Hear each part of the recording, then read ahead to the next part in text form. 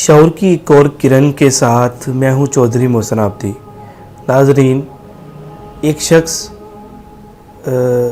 کو سفر کرنا پڑتا تھا مختلف علاقوں کا، کیونکہ اس کے کام کی نوعیت کچھ اس قسم کی تھی کہ وہ ایک علاقے میں جاتا، وہاں سے چیزیں پرچیز کرتا، دوبارہ لا کے اپنے علاقے میں بیچا کرتا تھا۔ اکثر اوقات اسے کئی دن خریداری کے سلسلے میں اس علاقے میں رہنا پڑتا تھا۔ وقت گزرتا چلا گیا۔ ایک دفعہ اس کی بیوی کو یہ شک پڑی کہ یہ جس علاقے میں جاتا ہے اور اتنے دن گزار کے آتا ہے، کیا کہیں اس نے وہاں پہ بھی کوئی شادی تو نہیں کی ہوئی؟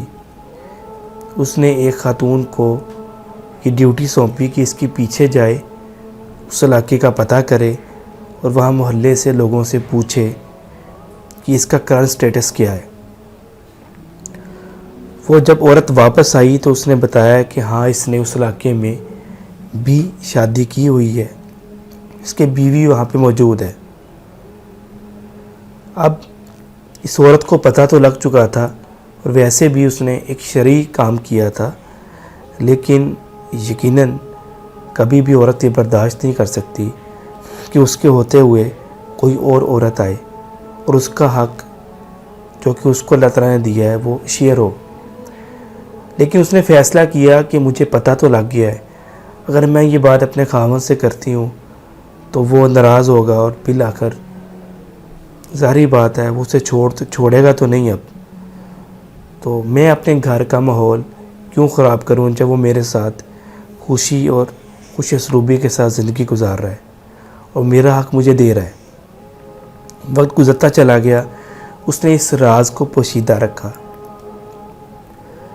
یہاں کہ اس کے خاوند کا وصال ہو گیا۔ اس کے خاوند کی ڈیتھ کے بعد تمام لوگ آئے اور وراثت کے حصے داروں کو وراثت کی تقسیم کے عمل سے گزرنا تھا۔ دنیا کا نظام ہے، یقیناً ایسا ہی ہوتا ہے۔ تو اس کی بیوی نے ایک حصہ اس خاتون اور اس بیوی کے لیے بھی رکھا جو دوسرے علاقے میں تھی، اور وہی عورت جو پتہ لگوا کے آئی تھی اس کے ہاتھ وہ مال، وہ اس کی وراثت کا حصہ اس عورت کے لیے روانہ کیا جو اس کے خاوند کی دوسری بیوی تھی۔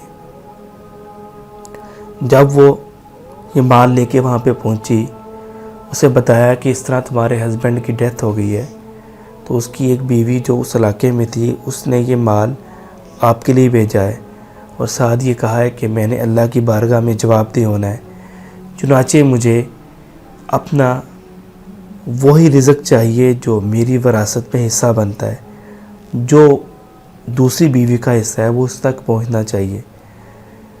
تو اس نے یہ تمام سچویشن کو دیکھا اور ساتھ ہی کہنے لگی کہ اس کا شکریہ ادا کرنا، لیکن یہ مال واپس لے جاؤ اور اسے جا کے بتا دینا کہ اپنے فوت ہونے سے ایک ہفتہ قبل جب وہ یہاں سے واپس گیا تھا تو جاتے ہوئے وہ مجھے طلاق دے گیا تھا، چنانچہ اب یہ مال میرے پہ اس کا حرام ہے کیونکہ میں وراثت کی حصے دار نہیں ہوں۔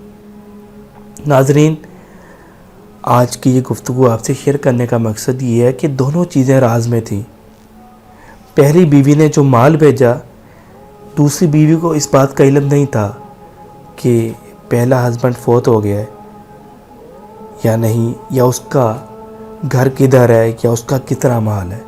وہ چاہتی تو وہ مال نہ بھیجتی، تو بھی کبھی بھی دوسری بیوی کو اس کا علم نہ ہو پاتا، لیکن اس نے یہ مال بھیجا اور یہ ثابت کیا کہ رزق حلال میں ہی برکت ہے، اور جو اللہ تعالیٰ نے انسان کو حق دیا ہے، اگر اسی حق کو ہی وہ اپنے لیے حق دار سمجھتا ہے تو اس میں رحمتیں اور برکتیں شامل ہو جاتی ہیں۔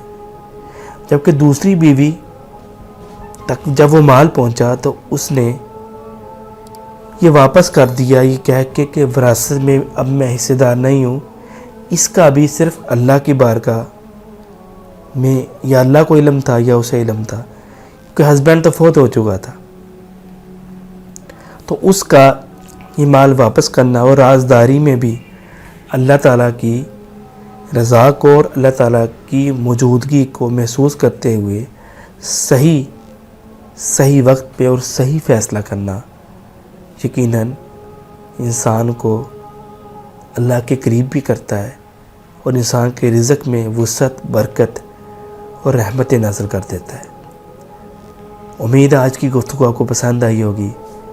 اسے آگے شیئر کریں تاکہ یہ پیغام آگے پہنچے اور ہماری زندگی بدلنے میں اس سے مدد حاصل کی جا سکے۔ اللہ حافظ۔